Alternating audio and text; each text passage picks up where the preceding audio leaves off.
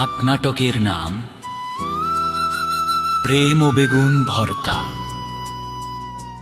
একটি হাস্যরসাত্মক একাঙ্ক নাটক, জনিক চরিত্র সমূহ: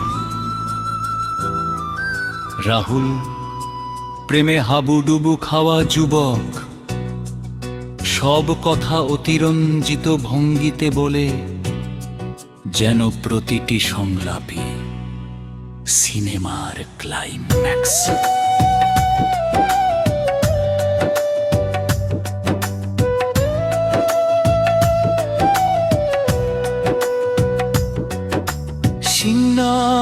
আবেগপ্রবণ তরুণী, ছোটখাটো বিষয়েও চোখে জল চলে আসে। নিজের মন কি চায় সেটাই সে ঠিক বুঝে উঠতে পারে না। ভর্তা কাকা পাশের বাড়ির রহস্যময় মানুষ, যখনই সবাই ভাবতে শুরু করে সব শেষ, ঠিক তখনই অদ্ভুত ভাবে কোথা থেকে যেন হাজির হন এবং এমন কথা বলে যাতে সবাই আরো বিভ্রান্ত হয়ে যায়। যে দৃশ্য, এক ড্রয়িং রুম, মঞ্চে নরম আলো, একটি সোফা, একটি টেবিল। সিমরান সোফায় বসে টিস্যু দিয়ে চোখ মুছছে। দরজা খুলে নাটকীয় ভঙ্গিতে প্রবেশ করে রাহুল, তার হাতে বিশাল একটি বেগুন। রাহুল গভীর আবেগে, সিমরান আজ আমি তোমার জন্য বাজারের সবচেয়ে সুন্দর বেগুনটা এনেছি। কত দোকান ঘুরেছি জানো, এই বেগুনের দিকে তাকিয়েই মনে হয়েছে এটাই আমাদের ভালোবাসার প্রতীক। সিমরান চোখ বড় করে, কি বললে? বেগুন? হঠাৎ কান্না শুরু। তুমি কি একবারও ভাবলে না আমি তো আলু পোস্ত ভালোবাসি?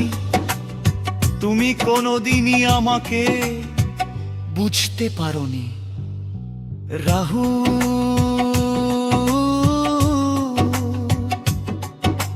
হাঁটু গেড়ে বসে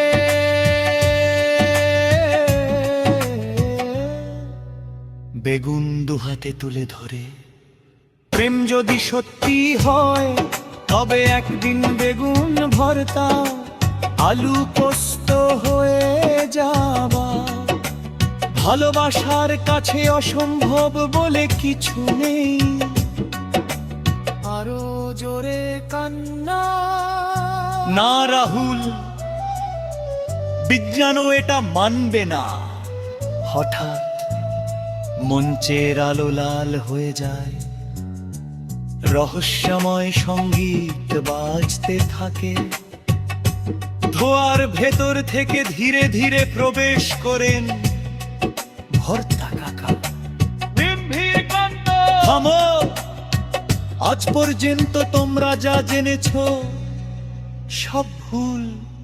রাহুল ও সিমরান কাপা ভর্তা কাকা,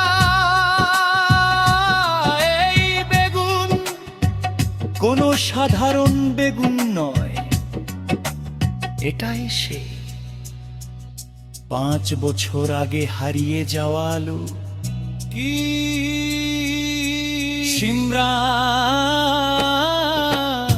আলু বেগুন হয়ে গেছে। ভর্তা কাটা সবজির জগতে অনেক রহস্য আছে। বাবা কিংবা রেখে অপরের মুখের দিকে তাকিয়ে থাকে। হঠাৎ জোরে ঢ্যাং ঢ্যাং শব্দ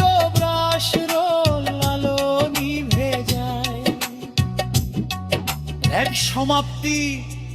পর্দা নামার আগে ভর্তা কাকা তার দর্শকদের দিকে তাকিয়ে বলেন, ভর্তা কাকা মনে রেখো, প্রেমে সবকিছু বদলাতে পারে, কিন্তু রান্না ঘরে যার যা স্বাদ সেটা আগে জেনে নেবে।